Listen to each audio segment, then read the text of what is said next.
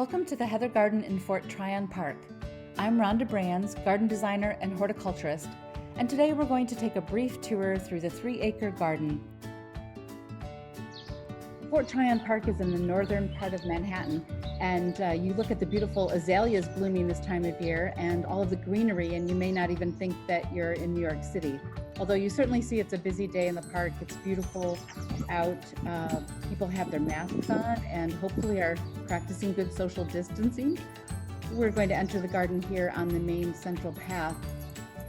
And as we walk through, I'll just point out some of the plants that are giving us interest at this time of year, which means beautiful flowers and colorful foliage and perennials starting to come in, shrubs in bloom.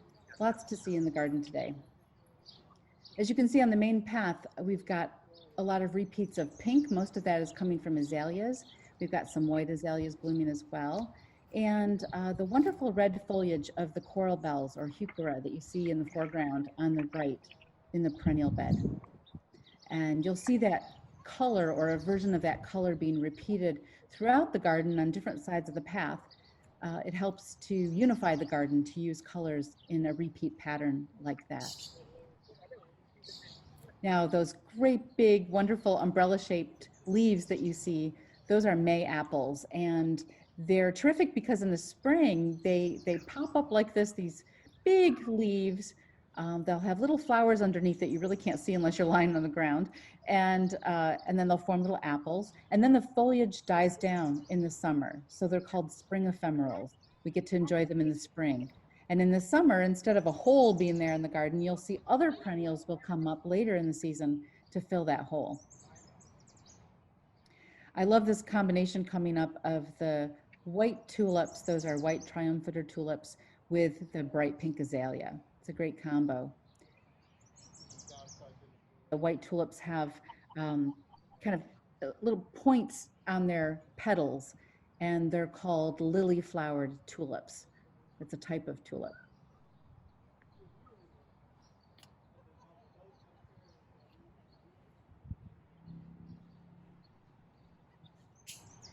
Daffodils are still blooming in the garden. We see some white daffodils, some yellow, but mostly the white cultivars seem to be the ones that are a little later and still blooming. And it's nice to have some overlap with the late spring and early summer plants that are starting to bloom. And peonies are really just getting going in the garden. You can see this group of peonies. The buds are really well formed and ready to open. This is going to be full of blooms probably within another week or so. But as we go a little further down the bed, we're going to see that some peonies have already started. So there are many different varieties. Some of the early ones have begun blooming, and there are enough different cultivars in this garden to keep the bloom going for quite a long time.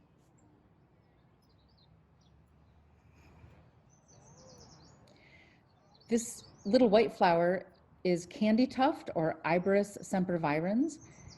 It has evergreen foliage or semi-evergreen. It lasts most of the winter, and the white flowers last for quite a long time in the spring. And we use that plant along the front edge on both sides of the path. Again, it's another one of those repeats that helps unify such a large space as this. If you have some repeats, you can help bring that sense of cohesion to a large garden. This big stretch under the Siberian elm, we can see the bright pink azaleas, and then some yellow foliage in the foreground along the path on the left. That is a Deutzia shrub, and it's a special cultivar called Chardonnay Pearls. I love the name of that. It has little tiny round white buds and white flowers, which I think you can see here. Yeah, you can see both the buds and the flowers at the same time, which is kind of a terrific combination. And the yellow foliage stays yellow all season long. It comes out yellow in the spring, and it stays that way during the summer as well. So it's a real bright spot in the garden, and I think that yellow foliage looks good with so many combinations, whether it's green foliage around it or the bright pink of the azaleas. Pretty much everything looks good with that. There's a nice long view of the George Washington Bridge in the distance. We can see the Hudson River down below. And you're looking kind of across a sweep of hostas that are starting to come up in this area of the garden. And all of those wonderful mostly blue, but some white flowers that you see. They're Spanish bluebells, and they're blooming now for quite a while in the spring, and then they'll die back during the summer.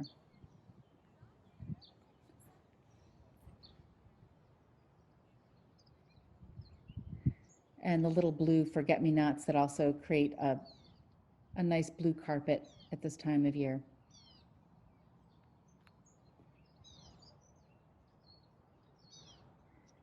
We saw the dark-leaved heuchera cultivars a little earlier, the coral bells, and here's one that has kind of a caramel color to it. Matter of fact, I think this cultivar is named Caramel, so it's got that that nice color that looks good with yellows, with purples, with orange, and we'll see some of those colors bloom later at this point in the garden. A nice repeat of the red foliage on the smoke bush. That's a Cotinus cogegria. And those can get very large, but the gardeners keep those pruned low so that they are the appropriate scale in the garden, but they give us that nice red foliage. And here are some of those early peonies, the earliest ones to bloom in the garden, white with the yellow centers. And I just love when they start, because it means that peony season is starting, and we're going to see many, many more come into bloom. And they look great. They kind of show up here against the dark green of the yew right behind. And of course, the blue carpet of the Spanish bluebells underneath. That's a nice combination.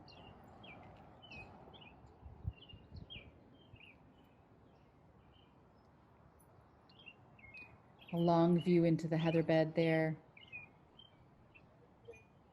Some of the heaths are still blooming. You see some pink flowers on the low-growing shrubs, but they're almost done for the season. They bloom actually in the winter and into early spring.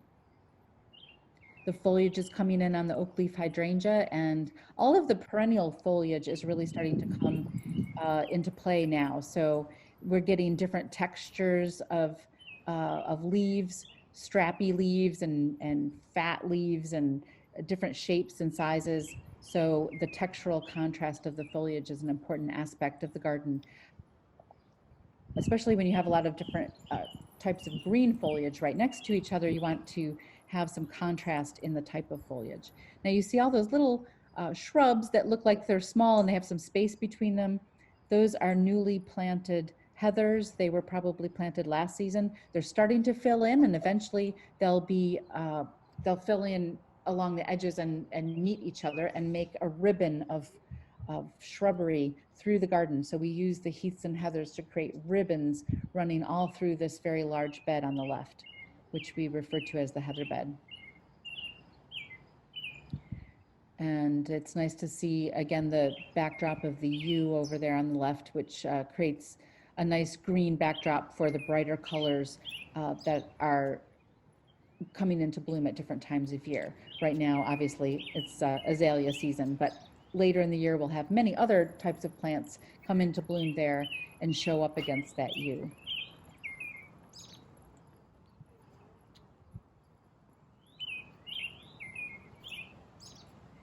These hostas are already so big. And the roses have a lot of foliage on them, and soon they'll start blooming. And they bloom primarily starting in late May and into early June, but many of them are repeat bloomers. So you'll see roses throughout the summer and way into the fall, right up until frost and sometimes beyond frost.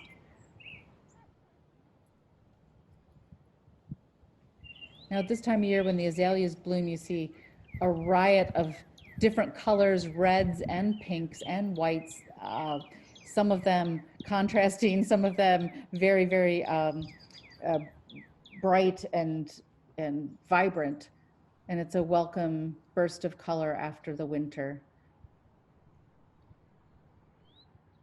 I love this long view too, where you can see a lot of the old mature trees in the background, pines and the elms on the right, the American elm LA, very special thing to have here in the garden. You don't see American elms having survived this long, so it's a terrific thing.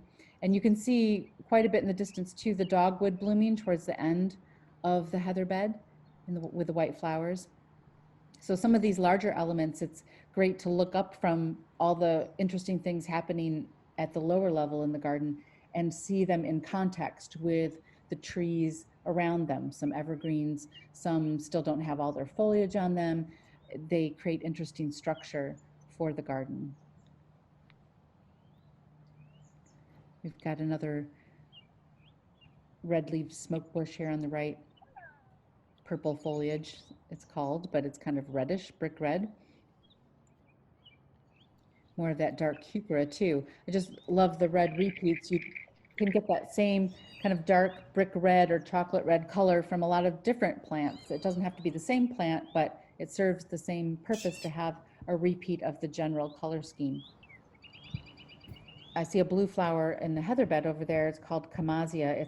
It comes from a bulb, and so it kind of adds to the blue of the Spanish bluebells as a ground cover. And we have more of the candy tuft, the iberis along the front path. That's the white flower along the edge of the path. And in the foreground, some lamb's ear. We'll see another repeat of it coming up here. And it's wonderful in the spring when it comes up. It's the silver gray foliage you see there. And the lamb's ear is great all summer long and into the fall and even into the winter. But it's also really interesting the way other plants can grow up through the silver gray foliage, like the Spanish bluebells, kind of mix the colors together. In a garden of this style, it's meant to be kind of a lush, romantic look. So it's all right if some of the plants mix and mingle a little bit and blend their colors and their textures.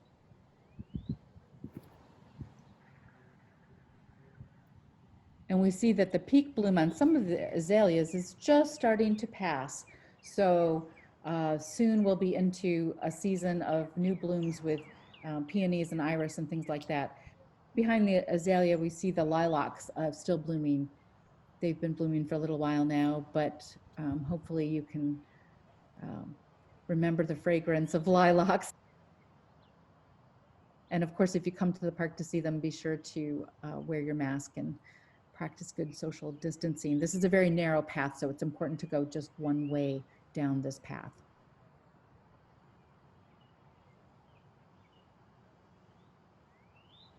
Here at the end of what we call the perennial bed on the right side, we've got more of that nice caramel colored heuchera right behind this little area of boxwood, and then some roses that are starting to put on their foliage and will soon be blooming.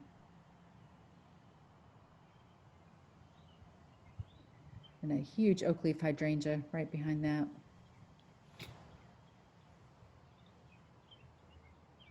And a nice view back into the garden. So now you really can see how the different colors of not only the flowers, but also the foliage, the colors together and the different textures that allow the different colors of green to stand out. So you really want that contrast so that your eye can make sense of all the different elements in a big garden like this. And as we sweep towards the river, we're going to have a nice view of the George Washington Bridge again, and the wonderful Hudson River down below, and the New Jersey Palisades across the way.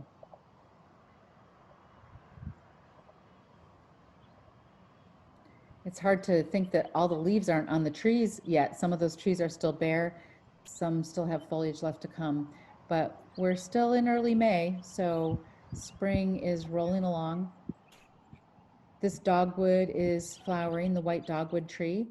And underneath that, there's a carpet of geranium macrorhizum. It's a big root geranium, a native geranium. And the foliage stays all winter. It gets a reddish tinge to it during the winter. And right now it's covered with lovely little pinkish white flowers. And in front of that is a very structural, architectural plant called cotoneaster. There are quite a few different varieties of cotoneaster in the garden.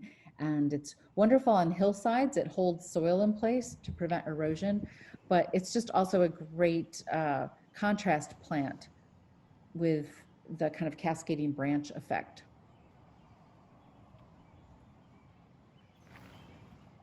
We see a little bunch of branches there. That's a shrub that's been cut way back in order to rejuvenate that shrub. So it had gotten quite overgrown. I think it's a boxleaf holly, and so it will come back and put on some foliage soon, hopefully.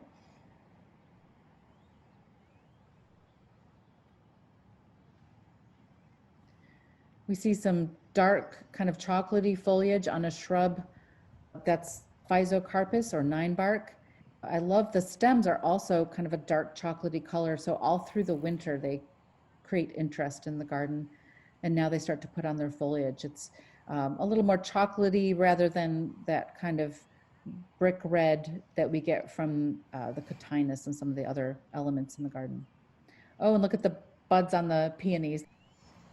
And I just love all the different types. It's such an old world garden plant, reminiscent of back in the day when this garden was planted in the 1930s by the Olmsted sons. Nice view back to the dogwood. And we see in the background the American elms along the LA.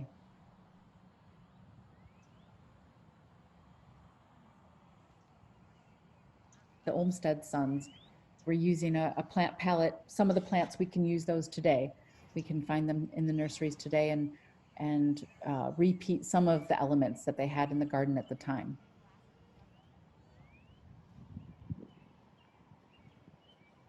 You see kind of that dusky mauve pink color, which is, that's heath that is still blooming. And as we mentioned before, it actually, for us, these cultivars of heath bloom in the winter, in the midwinter, and they continue until right about now, May. They're just almost finished. And you see the taller blue flower, I had mentioned that before, that's Camassia. It comes from a bulb and it will die back after it flowers. But right now it gives you kind of a taller version of the shorter Spanish bluebells that you see carpeting the ground throughout the heather bed. More peonies and then more of that dark physocarpus, nine bark shrub.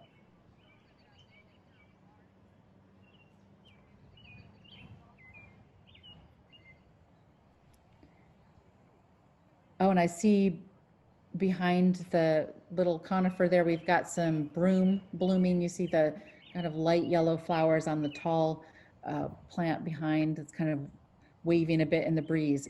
That's Scottish broom, and it's got these really light, lovely lemony flowers. And that's a very fragrant plant in the garden too. And it's also wonderful to see it next to that bright pink azalea. So we've got a lot of color combinations going on there. And there's the yellow again of the Deutzia Chardonnay pearls shrub, which is echoing the yellow buds that we saw on the broom just a moment ago. And here we see some shrubs that will be blooming in the summer. And next to that, some more of that very structural cotoneaster. And here it's on a hillside. You can really see how it works well as it cascades down the hill. And I love this view as we look through what we call the heather bed and over the path on the other side and into the perennial bed up above, where you see some of those azaleas blooming on the other side of the path.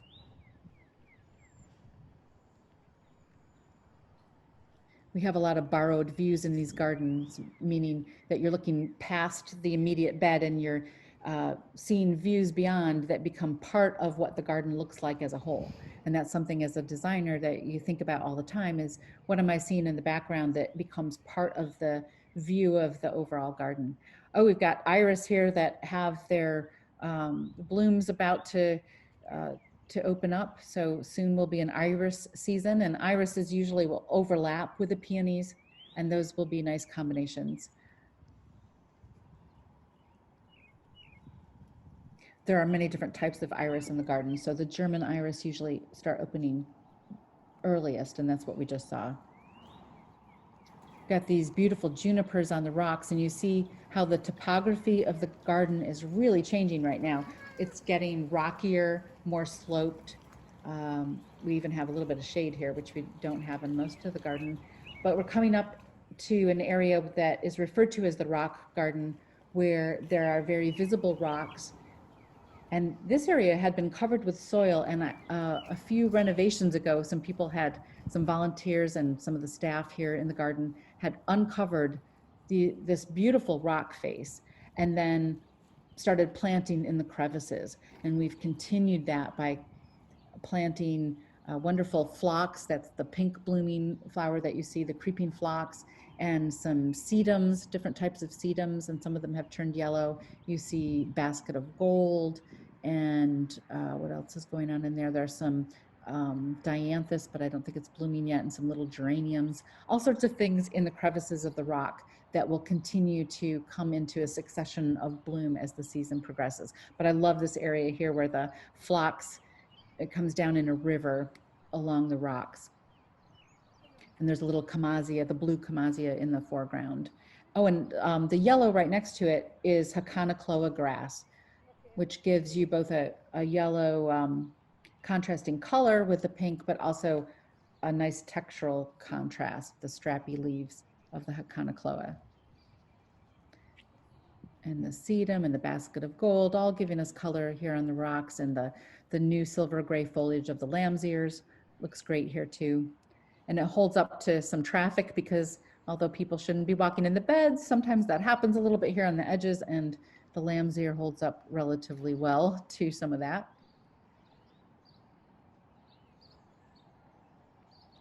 Up ahead, I think you can see it. There's a little tiny hosta coming out of this little hole in the rock.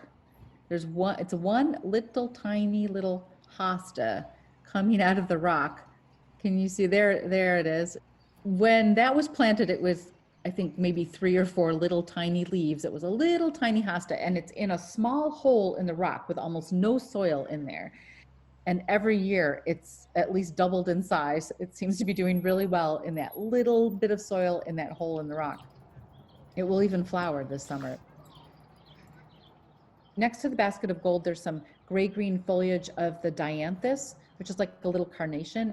And I love the bright pink and the yellow, which we see that combination this time of year over and over again, repeated with different plant combinations. The juniper is so pretty, cascading over the rock, with a little bit of phlox mixed in between. There's some light pink, phlox, white, and dark pink, some different cultivars of that. Another example of cotoneaster cascading down the hill. There are rocks there too, so it works really well. It cascades over the rocks. And then we've got another river of phlox coming down the hill in this area, and some bluebells up above, and some of that Deutzia Chardonnay pearls kind of mixing all together with the blues, and another grouping of the white triumphant tulips. And as we come around the bend here, we'll see this group of tulips, and then as we walk around, we'll see in the triangle up above a couple of groupings of that same tulip.